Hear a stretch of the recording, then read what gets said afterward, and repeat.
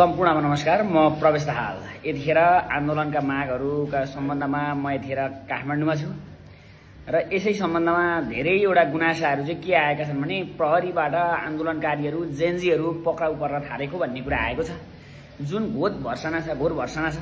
किनभने हामी मतलब त्यो नेपाली जनतालाई मार्ने, ती जो युवाहरूलाई मार्ने, नेपाली जनतालाई गोली चलाउने आदेश दिने जुन तत्कालीन सरकार थियो, त्यो सरकारलाई कारबाही गर्नुको सट्टा जो जेएनजी आन्दोलनकारीलाई कारबाही गर्न खोजिएको छ, यो जेएनजी आन्दोलनको पक्षमा छैन र विभिन्न घाइतेहरू हस्पिटलको उसमा बसिरहनु भएको छ, तर सरकारको ध्यान आकर्षण छैन।